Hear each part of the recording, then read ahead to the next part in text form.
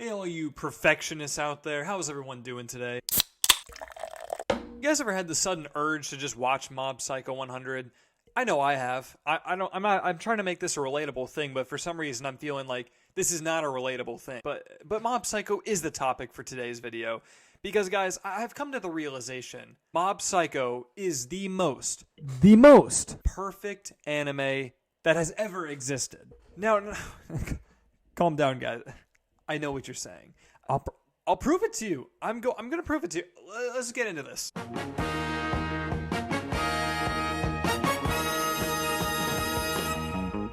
Obviously, when I say Mob Psycho is the most perfect show I've ever seen, that doesn't mean it's the best. Now, this may be really confusing and hard to follow for some of you guys out there, but let me put it this way. Mob Psycho does everything that it wants to do perfectly. That doesn't make it the best show of all time. In my opinion, it just makes it that everything it tries to do, it does absolute 100% perfect, and I don't think there's anything I hate about this show at all. Now, is Mob Psycho my favorite? No. That's not how it goes. We leave the top 2 spots for Attack on Titan and Vinland Saga. So now that I have established the fact that perfect doesn't mean my favorite, maybe that's still not established for some of you guys, but hopefully it is. Let's just jump right into reason number 1. I feel like Mob's a very relatable main character in the fact that he doesn't always know what to do. You see a lot of anime main characters and they're always they don't always know what to do, but they're very fixed on one emotion. Most kid main characters are pretty cookie cutter based from their start. But it's funny because the things that Mob goes through and the problems that he encounters as a main character in this show are things that we have all encountered. And that's what makes him more of a relatable main character to all of us. It's not every day that we have to walk outside and cry. Okay, maybe Mob's not exactly the most relatable character. It might be Deku. And something I love about this show is that while its stakes seem extremely high, they're also not. You see, whenever we get into a fight in Mob Psycho, there's always some feeling of, I know how this is going to end, but in a good way. You see, you never expect the bad guys to win in Mob Psycho, and in most things, I would say that's a terrible thing. You should never want your story to be 100% fixed on the fact that the bad guys are always going to lose, because no one's going to want to watch it. Oh wait, Marvel movies existed. Okay, so maybe not in everything, but you get what I'm saying here, is that in Mob Psycho, it never feels like the heroes, our friends, are going to lose.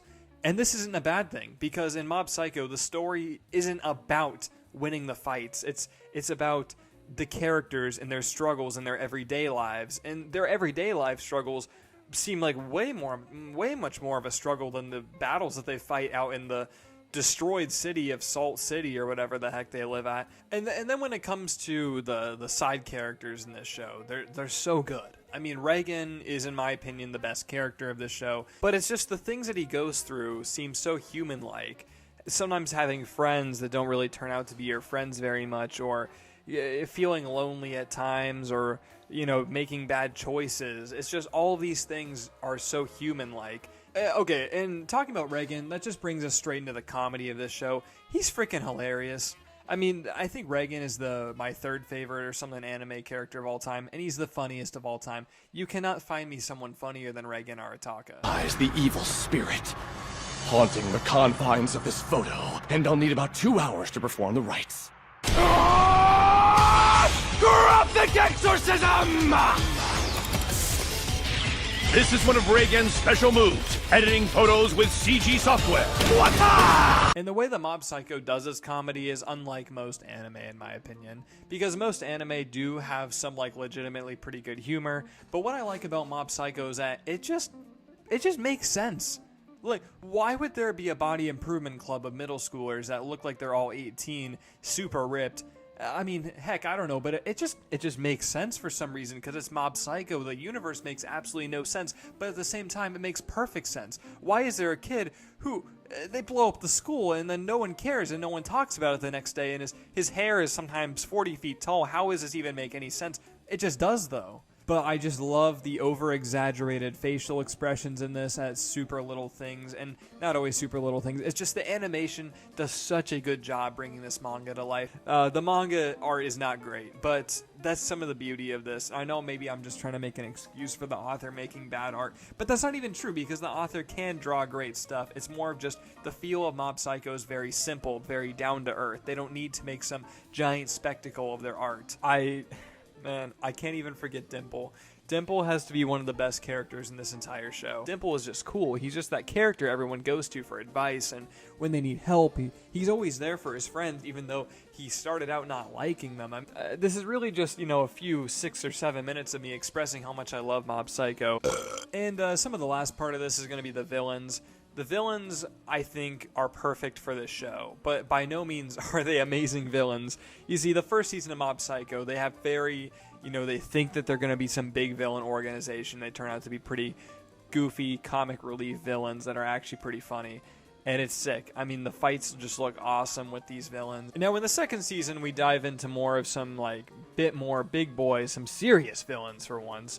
And these guys, they definitely are big villains, but you never really feel intimidated by them. And that brings me back to my point of that the villains are not there necessarily to be a giant force in the world that is threatening the lives of our characters. It's there as, let's see how our main character is going to adapt and develop and overcome this obstacle in this life. And that's just one of the things I love about Mob Psycho. And I think I've already said this before, but it's just that you can have such big power and you can fight on such big scales, but he doesn't care about those fights because he knows he can win those. The ones that are harder to him are the ones in his very own life, like his school and relationships and his family and friends.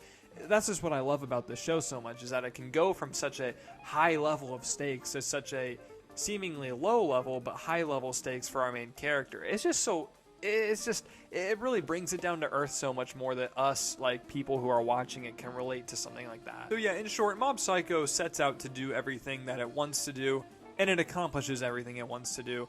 100% perfect. I would encourage everyone to go watch this show. It's just so much fun.